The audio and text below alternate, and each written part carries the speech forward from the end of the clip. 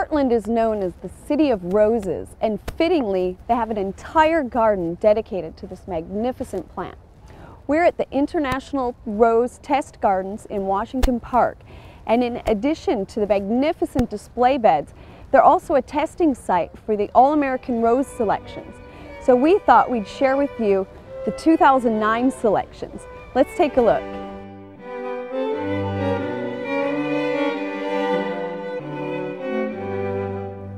In selecting roses to be All-American, judges are looking at plant form, color, fragrance, as well as disease resistance. This is a hybrid tea rose called Pink Promise and has these incredibly large blooms. It has incredibly large flowers, delightful light pink coloration. It's wonderfully fragrant, smells a little bit like honey and berries, and it's also very disease resistant. An interesting feature of this plant is that a portion of all the proceeds will be donated to the National Breast Cancer Foundation. So a beautiful rose for a wonderful cause.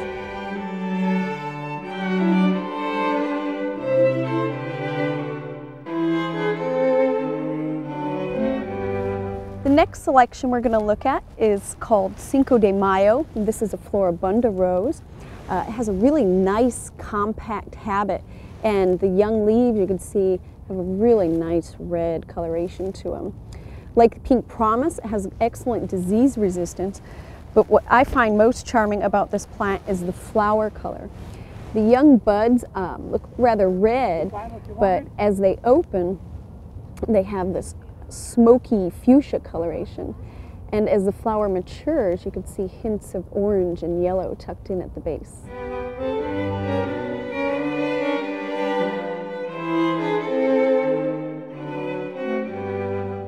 The final AARS selection for 2009 is Carefree Spirit. This is another Floribunda with a nice compact habit and these delightful multicolored flowers with the red and white petals.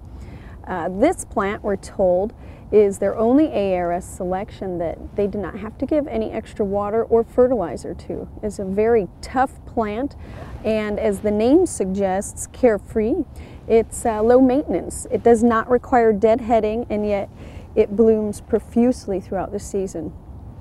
Given its hardiness and the lack of extra care, I think it'd be a wonderful selection for Oklahoma. Well, there's one more rose I'd like to show you before we leave.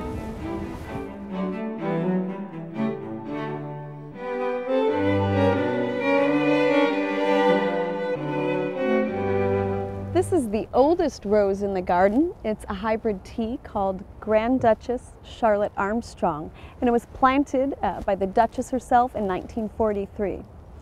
The rose gardens here have 7,000 different rose plants representing over 500 different varieties. It's truly a magnificent collection. So if you're ever in the Portland area, be sure to come and visit.